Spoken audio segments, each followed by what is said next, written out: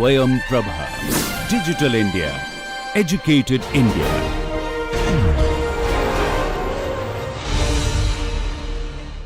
So by now, we have covered all the input management practices for crop production, and also discussed the effect of climate change on the climatic parameters like solar radiation, temperature, how they are influencing crop production, and role of solar radiation temperature in crop yield simulation and yield forecasting. We covered about the soil properties, how the soil properties, the role of soil properties on crop production, crop growth and development. We discussed about the tillage practices and seed sowing. We discussed the nutrient management in general and how to calculate the nutrient quantity for a particular crop, and the application schedules for nutrients for different crops, and sources of fertilizer as well. So today we'll be discussing about this lecture is for the rice production technology. So especially what are the technological aspects for production of different crops, and in particularly for rice. So rice is one of the major food crop of India.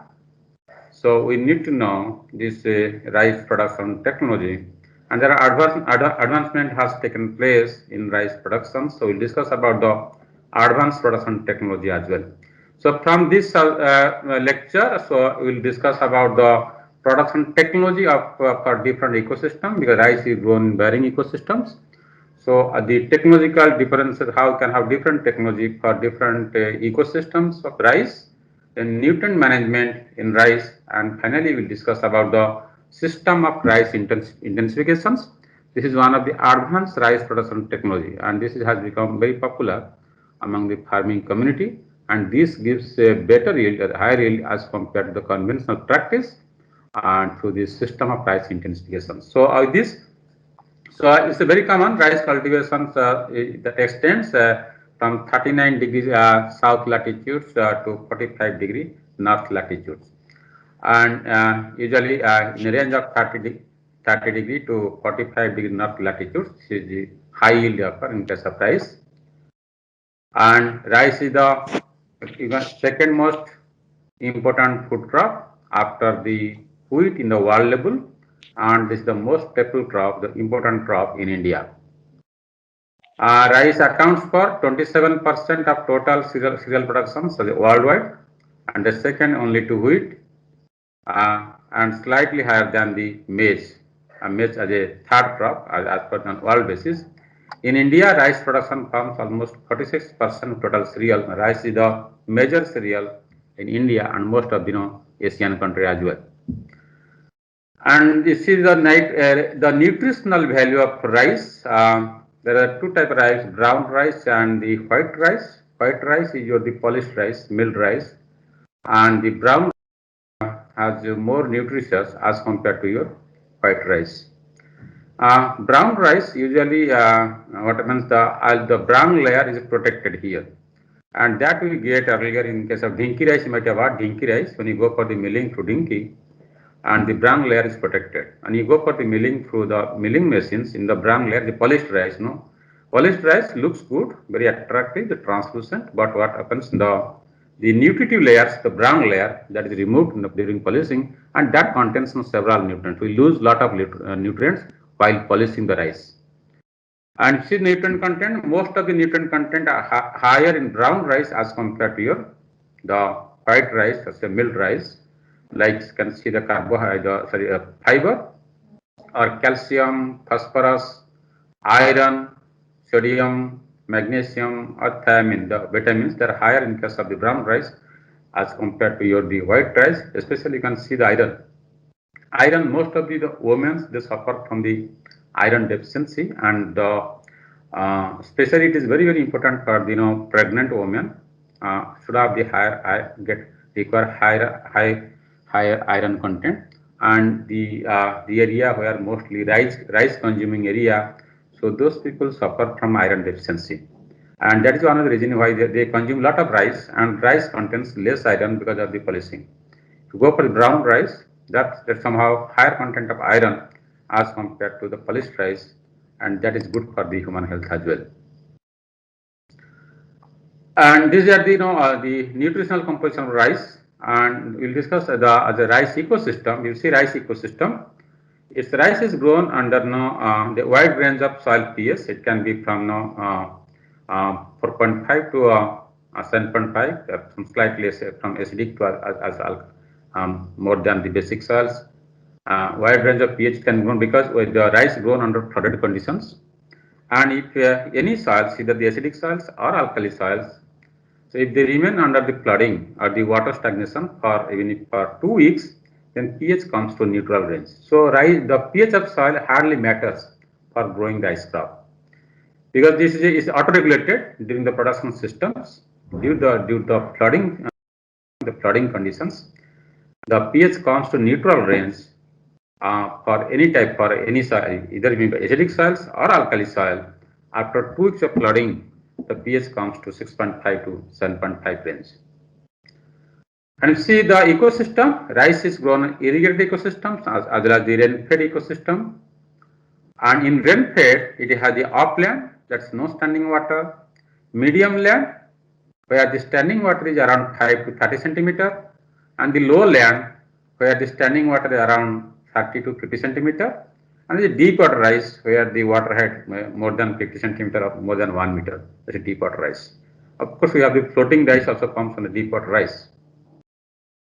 And you see percentage of area, usually in India, we have the 46% irrigated area and 51% rain-fed area, and the deep water rice comes around 3% area. And of this rain-fed area, if you see the upland, medium land, and low land, they are covered under the rain-fed categories. And upland area is around 12%, and the medium land, low land together, they are around 39% of the total rice area.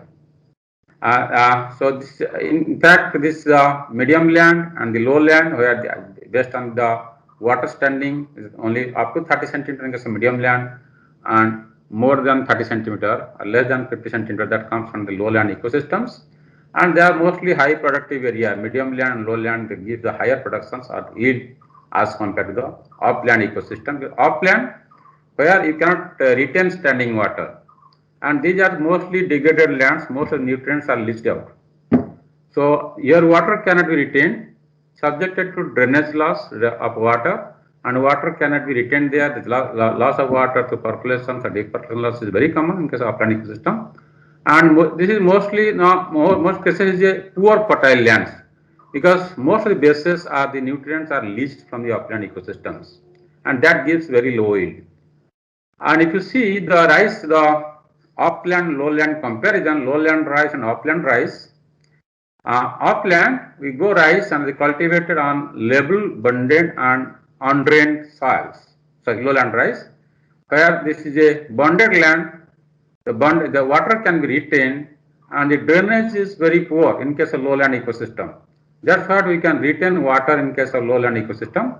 Whereas upland, this is unbunded and it's undulating and naturally drained soil, where water cannot be retained. Even you have the rainfall, heavy rainfall, the water gets drained out. What is the unbunded upland, water cannot be retained in this type of land. But people are growing rice, as you discussed earlier also. We can grow rice in upland ecosystem, and most of the farmers, because they don't want to replace rice, some other crops for the rice.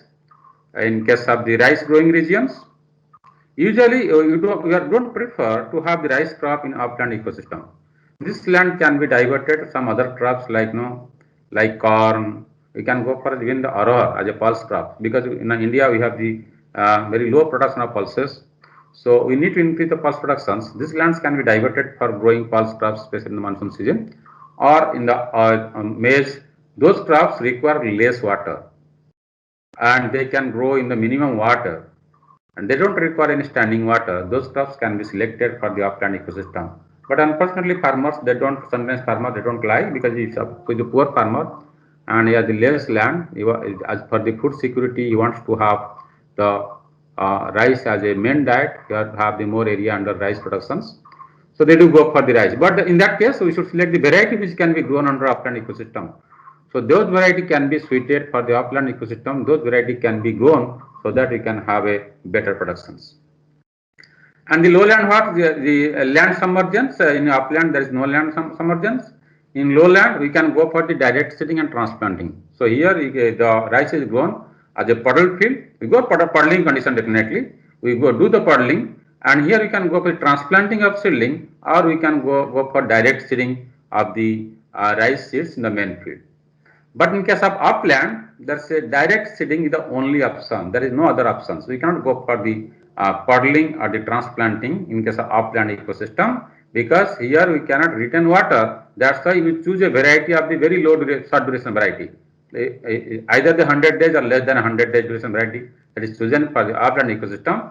And it is for the very short duration variety, if you go for the transplanting, you won't get that much of yield because of the phase overlapping as we discussed earlier. So usually prefer to go for direct seeding in case of upland ecosystem. And in low, as for rooting systems, upland have a deeper root system as compared to lowland, because because of lack of water, root goes deeper for the source of water in case of upland ecosystem. Lowland, because water is available, so the root may not go in deeper layer, but root remains in the confined surface layer. There may be mat formation. Root moves in the surface layer. Moreover, in case of lowland ecosystems, the other reason that when you go for the puddling, due to puddling, so there is a creation of an impervious, and the movement of water or root system, it gets affected because restricted in the surface layer, I can say in the plow soil, only restricted for the movement of the plow soil in case of the lowland ecosystem. Whereas in case of upland ecosystem, as you don't go for the puddling, the normal tillage operations, so there is a non-restricted root movement. Root has a free movement. It can move in the deeper layer. And of course, because there is no restriction, there is no impervious layers, so root can go deeper layer. And of course, for the source of water, root also moves deeper layer because there is more water as compared to surface layers. As for the clearing is concerned, because lowland we are using mostly high yielding variety and the medium duration, long duration varieties. So definitely they have the high clearing capacity. And in case of upland ecosystem, you use the short duration varieties, they have the low clearing capacity and the low yielding variety, of course. And in case of lowland, as water is assured, you can maintain standing water. You have the stable yield and also high yield. Whereas upland, because of there may be droughts, because dry spell may be there, so there is no assurance of the water availability. In that case, so there is a unstable yield and low yield in case of the upland ecosystem. So these are the difference in the upland and you can say or the medium land or the lowland ecosystems. So now I'll discuss the production practices for these two ecosystems. At the upland, the medium land, lowland have the similar category, and upland has the different category. So first we will discuss of the upland ecosystem. What type of the technology should follow for the upland ecosystem. So for this upland, as you have discussed, is requires very short duration variety, and there is no standing water. We cannot retain water here. So we choose variety of short duration, either 100 days or less than 100 days duration variety. And field preparation, we don't go for the puddling, go for normal tillage. And sowing is a direct sowing, no transplanting. So field should be normal tillage operations as we do. Primary tillage and secondary tillage should be followed, and field should remain weed free, because weed problem is a serious problem for rice cultivation upland ecosystem. Because of monsoon season, so that also favors the temperature and the rainfall, that favors the huge growth of weeds. Usually farmers need to apply the pre-emergence herbicides before going for the upland ecosystems.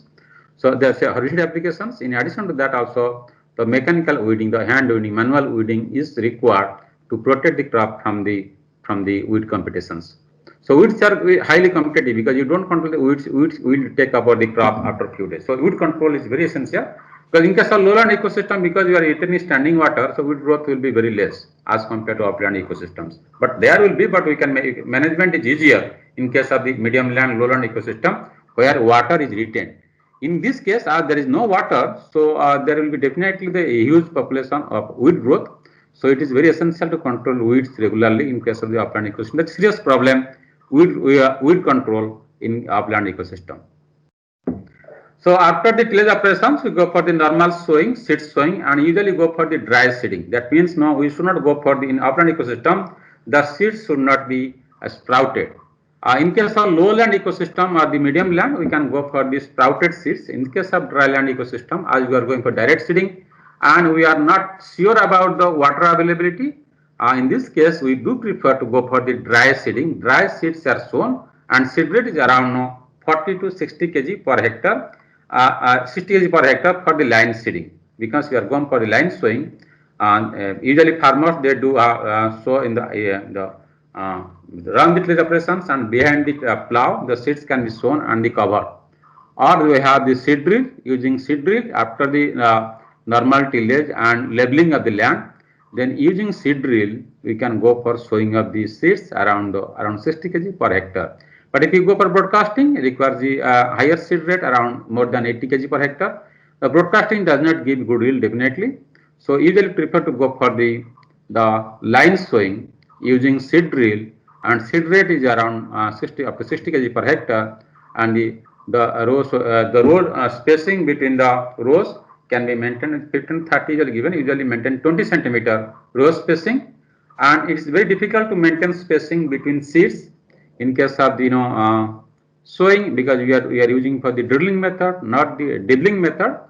In drilling method, it is very difficult to maintain the spacing between the seeds, but usually prefer if there is a 5 centimeter spacing between the seeds, it's preferred. In case of the rice, to have a spacing between the two seeds around 5 centimeter. So after the seeding operations, why the question comes to why should go for the dry seeding, not for the sprouted seeds, not preferred in case of the dry land ecosystem, sorry, upland ecosystem. What is the reason? If you sow for the sprouted seeds, it gives early germination, right? So because already the seeds are sprouted, so germination will be quicker. If you sow the dry seeds, it may take longer period for germinations. But still, we do prefer to have the dry seeds in case of the upland ecosystem instead of the sprouted seeds. Why? Any reason? So, without, if there is not available sufficient water, then it will. Sorry. Yes. If there is, suppose in upland condition there is not sufficient Water. moisture, so that sprout it will dry and the seed will be Yes. damaged. Yes, correct. So because now this is a dryland conditions and normal tillage. So if there is if in case you are sowing the seeds and there is sufficient moisture, that is no moisture is enough for germinations, it's good. Seed can germinate. And after germination also there is some sufficient moisture for the emergence of the seeds. That should be there. If the soil has no sufficient moisture, it's not advisable to go for the sprouted seeds. If you sow sprouted seeds, then it needs immediate emergence. Already seed has sprouted there, germination and emergence should be there. If there is no germination due to lack of moisture, then the seed will get spoiled. So to avoid that one, we do go for the dry seeding. In case of dry seeding, so you sow the seeds, then with the rainfall probably, when there is a rain, so the soil gets, unless until there is sufficient moisture, the seed will not germinate. As long as seed has not germinated, seed remains in the soil itself, it will not get spoilage. Once there is a rainfall, because we do go for the sowing in case of upland ecosystem, the pre-monsoon shower. When you expect there will be pre-monsoon shower, we go for the normal sowing, and with the monsoon showers, because once monsoon starts, we expect that there is a continuity in the rainfall. So with that rainfall, the seed will germinate and get established. That's why you prefer to go for the dry seeds rather than the sprouted seeds in case of the upland ecosystem where there is no assurance of the water availability for the proper germination and establishment of seedling. As for the this is for the sowing and tillage and the sowing operations. As for the nutrient management is concerned, usually you go for the major nutrients, nitrogen, phosphorus and potash, with the dose of around 60 to 80 kg nitrogen, 30 to 40 kg P2O5 and 30 to 40 kg K2O per hectare as a normal recommendation, as we discussed earlier. This is normal as for the soil of medium fertility. Depending upon the soil type, if soil is a low fertility or high fertility, you can change these doses. This is a blanket dose. But if you go for the specific as a nutrient recommendation, accordingly you need to go for the soil testing, and you need to know what type of variety you are growing, what is the demand of the nutrients for that particular variety, and what is the potential, the attainable yield the yield you are targeting for that variety. Based on the yield and based on the yield of the crop, based on the soil nutrient status, we can decide how much fertilizer has to be applied for this crop. And please keep in mind that in case of the upland ecosystems, and if you are going for the normal tillage, there is no puddling. So it's better to see there is a loss of nutrients is very high here. Loss of nutrient means as there is no puddling operations, so there is no impervious layers. So once the moment you apply fertilizers, the fertilizer subject, especially I am talking about N fertilizer, that is subjected to various type of losses. So leaching loss, that will be very common in case of the normal tillage operations, because there is no impervious layer as we see in case of the puddling conditions. So once you apply fertilizer, the fertilizers may be subjected to leaching loss, higher leaching loss in case of upland ecosystem. In that case, other thing that in upland ecosystem, there is no puddling, so availability of native soil nutrient will be lower, unlike the puddle condition. In puddle conditions, as you are maintaining standing water, so most of the native, and pH also comes to neutral range. In that conditions, most of the nutrients are available for the crop. That means most of the native soil nutrients, whatever they are, so they are available for the crop. So the crop depends on the external source of applications will be required very less in case of the puddle conditions. But in case of normal tillage, non-puddle conditions, losses are less, nutrient losses, and definitely, and also this the availability of the native soil nutrients are very less, because we are not maintaining that type of soil conditions which favors the availability of the native soil nutrient. So here you can get the higher fertilizer use efficiency, because your yield is mostly regulated by what quantity of fertilizer you are applying and when you are applying. So yield completely depends upon your fertilizer applications. But this is not the case in case of the puddle transplanting, where yield is mostly regulated, because most of the native soil nutrients are available, and the use efficiency of external fertilizer will be very less in case of the puddle transplanting, but use efficiency of external fertilizer will be very high in case of normal tillage without puddling. And also here you may require higher dose of nutrient to have the same yield as of the puddle transplanted conditions, because the leaching losses will be very high in case of normal tillage operations. So as for the nutrients, among the A, N, P, and K, three major nutrients, you usually prefer to go for the one-time application, that is basal application of phosphorus and potash. What is basal application? Application of nutrient at the time of sowing or planting of the crop. So whole amount of requirement of phosphorus and potash we apply as basal dose. We don't go for split application of the phosphorus and potash. Phosphorus is never applied split doses, but to some extent potash is applied in split doses. Potash you can go for split doses. Why phosphorus you apply one time at basal? Because phosphorus is a nutrient that is less soluble in water, like single superphosphate you are using, and also that is subjected to fixation. So phosphorus get fixed in the soil if soil is a acidic soil or alkali soil. In acidic soils, in the form of iron phosphate, and in alkali soil in the form of calcium phosphate, that remains fixed in soil. And when pH comes to neutral range, only the phosphorus becomes available for the crop. And most of the, as you are looking for upland ecosystems, it's very hard to have the pH neutral range if soil is acidic or alkali conditions. And if you go for the more number of applications, so there will be more of fixations. So less number of applications, less fixations. More number of splits, there will be more fixations in the soil, because more surface area contact in the soil.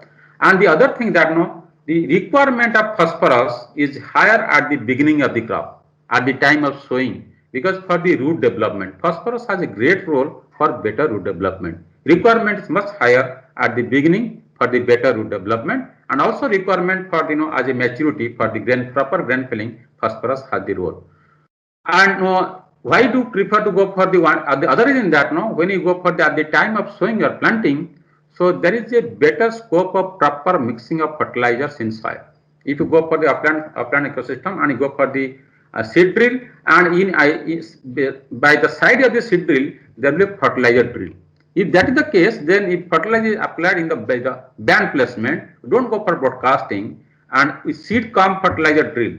in one point there will be seed applications, and very close to that there will be fertilizer drill as well, and fertilizer placed at proper depth very close to seed row and covered with soil. That is highly efficient as compared to broadcasting. So as you are going for, in case of at the time of sowing, there is a scope of application of fertilizer into soil, and there is a proper incorporations and proper placement at a particular depth. So it's better to apply the phosphorus at the time of basal, because if you go for the application at this, because it does not require split application, if you apply at the later stages, again you need that proper the tillage implements, so that fertilizer should be placed at a particular zone. But this is when you are going for the sowing operations, and sowing comes seed drill, the seed comes fertilizer drill is there. So the seed is placed at its own zone at proper depth, and very close to seed row there will be fertilizer row, and fertilizer also placed at a proper depth. And when there is a moisture or the rainfalls, so fertilizer gets the seed rows, seed germinations, and fertilizer availability that come on side by side, and P is required for the proper root development. That helps. We should, that's why you go for the P application full as basal. But potash can go for split doses depending upon the soil. If soil is a very as a light soils, it's subjected to very leaching losses are very common. In those soils, we can go for the split application of potash for one dose. We can go at the latter stages. But however, for the nitrogen, definitely go for the split applications, because nitrogen is highly soluble in water, and also nitrogen requirement at different growth stages for the higher yield formations. In that case, we apply for, especially for the this normal till, we are not going for purling operations.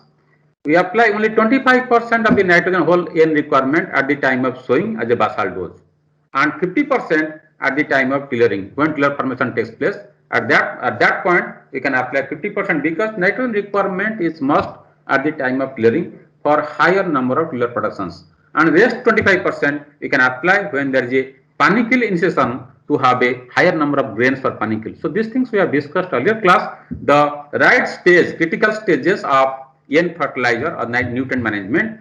So we can for this free splits in case of the upland ecosystems, the basal applications we can go for 25%, because less amount you can apply basal, because the seed has to grow and then it needs the depends upon nutrient present in the soil.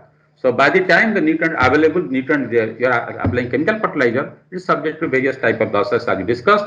So apply 25%, so that can meet the initial requirement for the crops for its establishment.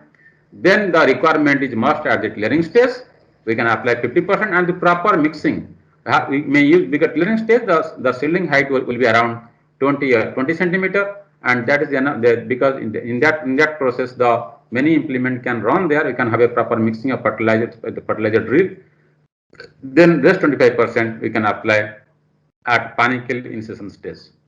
And we should not go for fertilizer applications after flowering. Maximum can be up to flowering. So as you see the figure, this figure says the fertilizer application seedling, the darker the shade, the right time of fertilizer applications. If you see we apply at basal at the time of seeding, and we apply the major amount 2 to 3 weeks after seeding, that is the clearing stage, when the crop starts clearing. So this takes around 15 days or maybe 21 days, 2 to 3 weeks after this seeding. So where clearing starts, this is one of the most critical stages for both for nutrients. So here you need to apply the around 50% of the nitrogen at this stage, and then the panicle initiation, as we discussed. Panicle initiation means the panicle starts initiation at the base of the stem.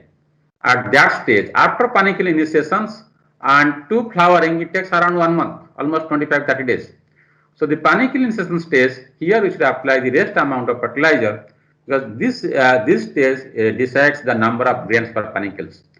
And at best, you can go application between panicle initiation and flowering, and not after flowering. So after flowering, there is no need of fertilizer application, because after flowering, whatever the grain filling starts, in that grain filling, there is a source zinc transfer. Whatever the carbohydrate accumulated in the source, that is your vegetative part, that gets translocated to the grain parts, and hardly crop depends any additional nutrient uptake of requirement from the soil. So if you are applying after flowering, then you are definitely wasting the fertilizer. There is no use of applying fertilizer after flowering stage. So this is the fertilizer application scheduling, especially the nitrogen fertilizers for the rice crops. So there are 3 splits minimum. You can go maximum 4 splits, but not more than. But that application should be the stage specific, particularly at this stage. So nowadays, what you are using now, so you, based on the remote sensing or the green seeker, we do know we do take the as a NDVI value, the leaf area index NDVI value, the reflectance, the signature. Based on the NDVI value, we decide at what stage what put the NDVI value. So if the deficiency, we go for application. Usually, during this stage is very critical. The nutrient must be there. The crops not suffer any type of nutrient stress at the clearing, because this decides the grain yield and also at the time of panicle in season. So the nutrient management schedule for the upland ecosystem. So lowland, I can see, so as you followed the lowland, so I discussed, we can go for the direct seeding and transplanting both, but definitely lowland we go for puddling. Puddling has advantages over the normal tillage because the puddling helps the better establishment of seedling. We go for transplanting, better establishment because the sufficient moisture available for the establishment either transplanted seedling or direct seeding rice as well. And also puddling, through puddling we create an impervious layer that helps in retaining standing water, maintaining standing water in the crop field. And because of the standing water, so wood growth is less in case of the medium land, lowland ecosystem, we go for puddling. And through puddling, you can minimize loss of water and the leaching loss of nutrient is minimized if you are going for puddling, because that creates an impervious layer that restrict the movement of water beyond the plough holes, and that helps retaining water and nutrient as well. So loss are less through leaching, but there may be other losses if you are going for the improper nutrient management. There may be denitrification losses may be there, and runoff losses. If you have heavy water is there, standing water, there may be runoff losses as well. But the leaching losses can be minimized by having the puddling operations. Leaching loss of nutrient from the crop field can be minimized through puddling. And as lowland ecosystem or medium land, we go for the transplanting. Most of the farmers, they do prefer to go for transplanting because through transplanting we can maintain the uniform stand. Uniform population can be maintained through transplanting operations, and it's the establishment, crop establishment is much better in transplanted ecosystems. And yes, definitely you have uniform stand, and maintaining water. Water can be maintained for in case of transplanted ecosystem. For transplanting, we need the nursery area because in a compact area, small area, we grow the nursery. We sow the seeds for nursery, and when nursery attains certain age, around 25 3 weeks, then we uproot the nursery from the nursery bed, seedling from nursery bed, and transplant in the main field. So, for the transplanting, we need to know the nursery preparation. So there is for nursery preparation, usually we take the area around 500 meters square for 1 hectare main field. The nursery area requires 500 meters square for 1 hectare main field. That means we use around, if the seed rate is around 50 kg per hectare, and 50 kg seeds are sown in this 500 meters square nursery area. So in nursery, the seed rate comes around 1 kg per meter square. In nursery bed, if it's the seed rate 1 kg per meter square. And for the nursery sowing, we go for the wet bed nursery. You will prepare in case of transplanting. Wet bed means we prepare nursery like puddle conditions. Make puddling, then make the beds as like puddling. Prepare the nursery beds, and we sow the seeds. Before sowing the seeds, make sure that the seeds are sprouted. We sow the sprouted seeds means the seeds, dry seeds are water soaked for 24 hours. After water soaked, then you keep the seeds for around 24 to 36 hours inside a gunny bag, or you keep in a tray, like perforated tray. We put the seeds after because after overnight 24 hours. We soak the seeds in water for 24 hours.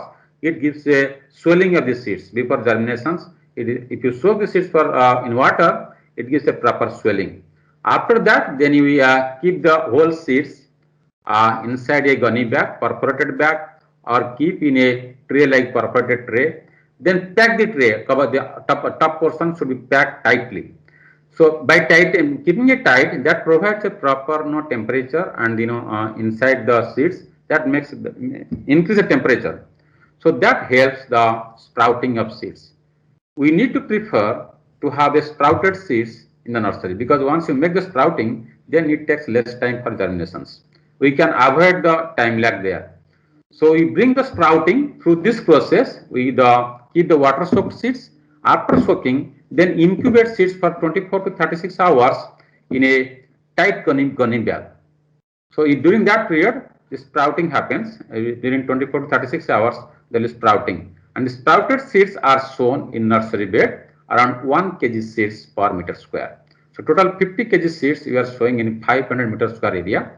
And seeds are sown, and over the seeds we spray some seeds are covered with the soil and vermicompost mix. A thin layer of soil and vermicompost mix can be used for covering the seeds, and it will, once the sprouting is there and moisture is not problem, the soil is quite moist, and it will help for the germinations and establishment of the seedlings in the nursery bed.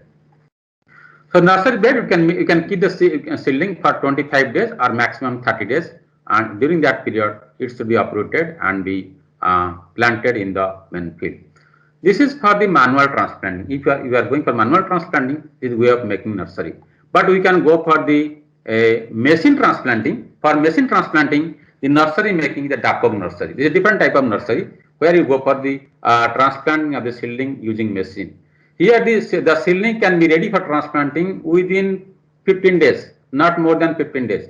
So after sowing, within 15 days, the seedling has to be transplanted in the main field using mechanical transplanter. For that, the special nursery, Dapog nursery, where the area is only 50 meters square. In the other case, conventional nursery, we are using 500 meters square for 1 hectare main field.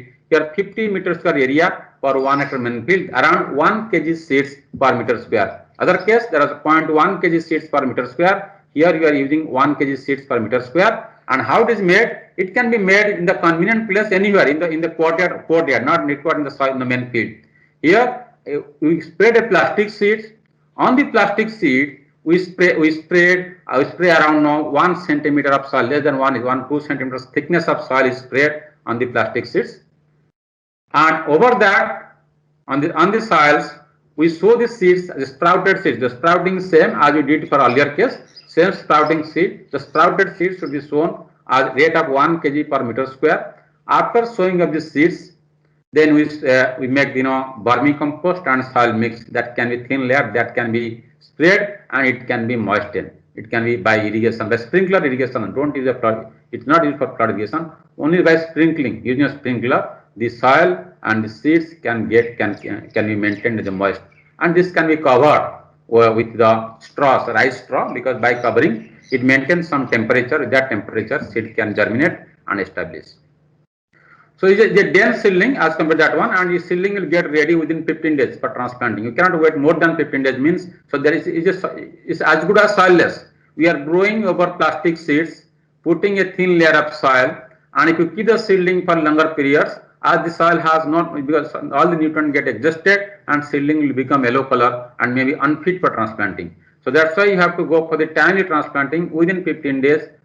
15 days nursery must go for transplanting the main field using a mechanical transplanter. You can't go for because of dense seedling, there's a mat formations, and it's very difficult to separate the seedlings. So only this can be cut like a mat, rolled like a mat, and that can be fed to the nursery tray, and it's only fit for the mechanical transplanting. You can't go for the manual transplanting using this type of nursery. So transplanting is common. So you prepare the land as a poddling we discussed. After poddling, then you can go for the transplanting of the seedling. Whether you can go for manual transplanting or mechanical transplanting using the Dapog nursery.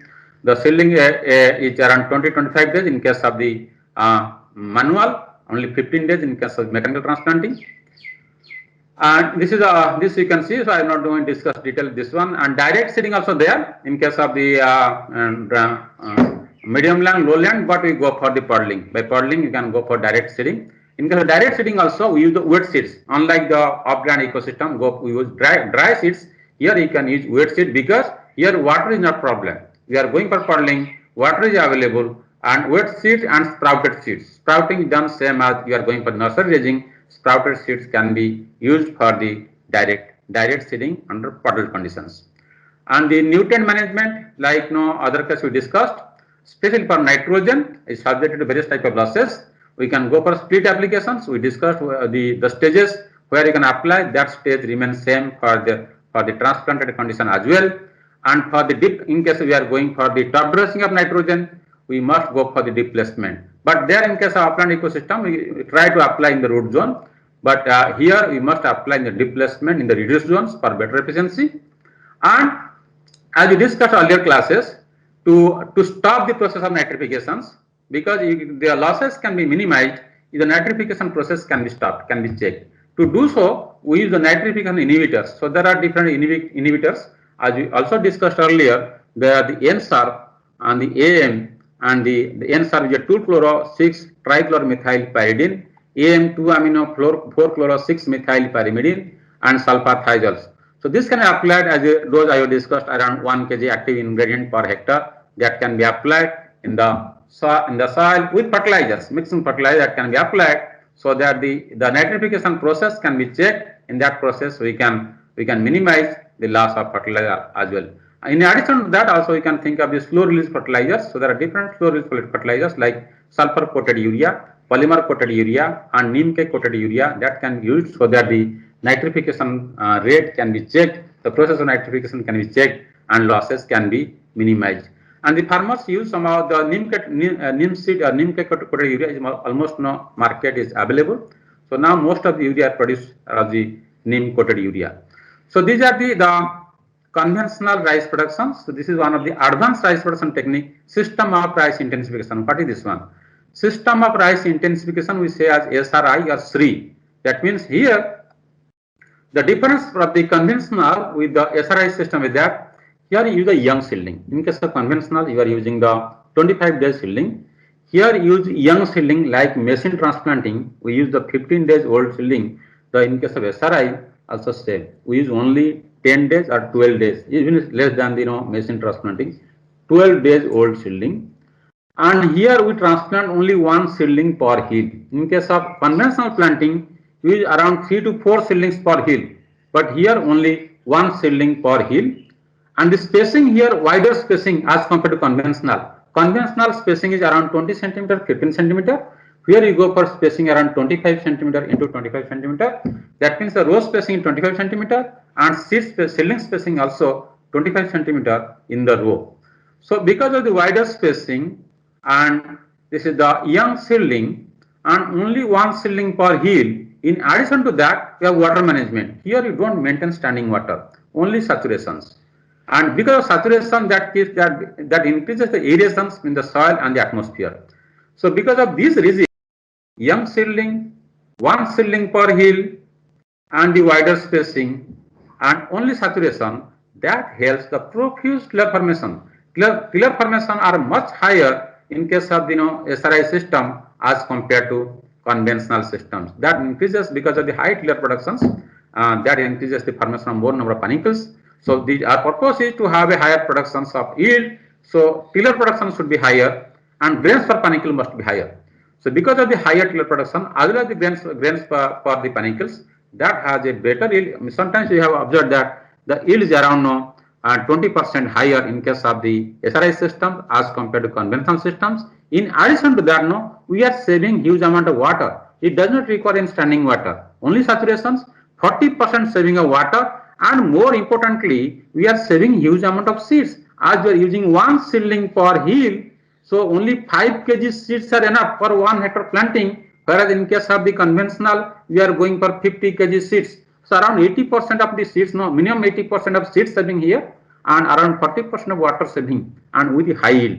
But that is one of the advanced techniques. So farmers are much interested, but there are some difficulty definitely because of planting is very difficult to go for one seedling per hill planting, because usually farmers when they uproot the seedlings, it's a simulation has become difficult. How can simulate the seedling, one seedling per hill? So that becomes a difficult task, but needs some mechanisms, especially for the nursery tray. How you can bring the nursery tray and fitting to machine transplanting, because now the manual transplanting is a time consuming, having one seedling per hill. But if a proper nursery tray, nursery can be made properly, and this nursery can be fitted to the transplanter as a the feeding tray as a nursery, transplanter tray, and this can be transplanted by mechanical operations. That can minimize, that can solve a lot of problem for this SRI system of planting. And this is all about production systems. Harvesting, we go for harvesting when the grain moisture content is around 18 to 20%, and the around 80% grains are matured. In case of the byproduct of rice, around 100 gram of rice paddy, you can say paddy, not rice, you can say 100 gram paddy, that's a unhusked rice paddy that contains around 72 gram of rice and 20 to 22 gram of husk, 2 gram of bran and 2 gram of germ. This is the content of the 100 gram paddy. And the use of husk is very common as a contains mostly silica and has a high heat value around 3000 kilocalorie per kg of the husk. And husk was also used for manufacturing of cements, silicon extractions is a good source of silicons, building materials, soil conditioners. Also used as insulating materials, raw material for extraction of this silicon as we discussed. Then we have the bran, and the bran is a very good source of oil. You can say the edible oil.